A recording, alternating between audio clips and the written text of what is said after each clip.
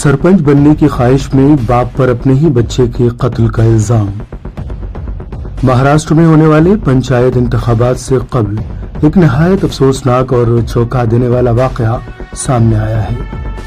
इतलात के मुताबिक पांडुरंग कोडम्मा नगले नामी शख्स सरपंच के ओहदे के लिए उम्मीदवार बनना चाहता था, मगर महाराष्ट्र पंचायती राज कानून के तहत 2 से ज्यादा बच्चों वाले अफराद इलेक्शन नहीं लड़ सकते। इल्जाम है कि इसी पाबंदी से बचने के लिए उसने अपने दोस्त गणेश शिंदे की मदद से अपने ही बच्चे को कत्ल कर दिया। वाकया सामने आने के बाद इलाके में शदीद गम गुस्सा पाया जा रहा और लोग इस इंसानियत सोज जुर्म की सख्त मजम्मत कर रहे।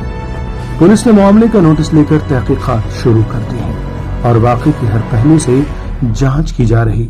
हुक्काम का कहना है कि कसूरवारों के खिलाफ कानून के मुताबिक सख्त कार्रवाई की जाएगी। ఏంటంటే వీళ్ళ తండ్రి కొండమంగళి పాండురంగ అనే అతను ముగ్గురు పిల్లల తండ్రి.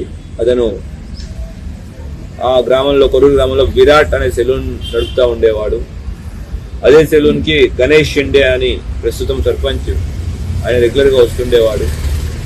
వీళ్ళ డిస్కషన్లో ఏంటి అంటే ఒక 6 నెలల్లో మహారాష్ట్రలో గ్రామ పంచాయతీ ఎలక్షన్స్ ఉన్నాయి.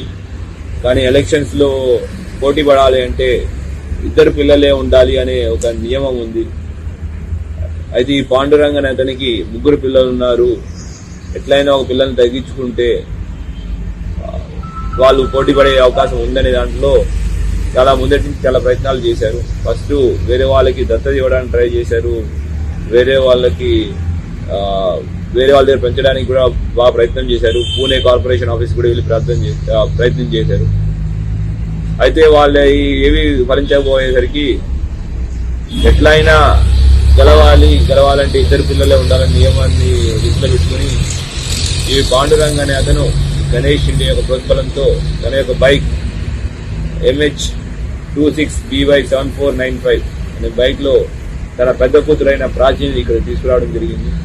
తీసుకొచ్చి నిజామాబాద్ తీసుకొచ్చి ఇక్కడ అంబం దుబ్బదండ నుంచి అంబం వెళ్లే దారిలో పాపని నిజాం సాగర్ కెనాల్లో తోసేసి వెళ్ళిపోవడం జరిగింది. వెళ్ళిపోయి ఇన్ని రోజులు దాక్కున్నాడు. మనకి ఇన్ఫర్మేషన్ మీద ఇవాళ అతను పట్టుకోవడం జరిగింది. ఇంత మొత్తం ఆపరేషన్ ని దగ్గరుండి సూపర్వైజ్ చేస్తూ లీడ్ చేసిన ఏసీపీ గారికి, తర్వాత inspector DI Bodhan rural inspector Vijay గారికి, ఎస్ఐలు Edapalli SI Rama and Renjal SI Chandramohan కి మరియు మొదట టీం అందరికీ కష్టపడి ఈ ఛేదించారు. వీళ్ళందరికీ మనస్ఫూర్తిగా అభినందనలు తెలుపుతున్నాను. అట్లానే మీడియా మిత్రుల ద్వారా అందరికీ విజ్ఞప్తి, ఎవరో చెప్పారు ఏదంటే క్రిమినల్ యాక్టివిటీస్ ద్వారా ఎటువంటి పదవిని పొందలేరు, ఒకవేళ ఎటువంటి యాక్టివిటీస్ చేస్తే గ్యారంటీ కఠినాలు పాలవుతారు. Thank you. अपने चैनल जनता रिपोर्टर के YouTube, Facebook और Instagram पेज को लाइक, शेयर और सब्सक्राइब जरूर कर लें। ऐसी ही दिलचस्प और सच्ची खबरों के लिए बने रहें जनता रिपोर्टर के साथ।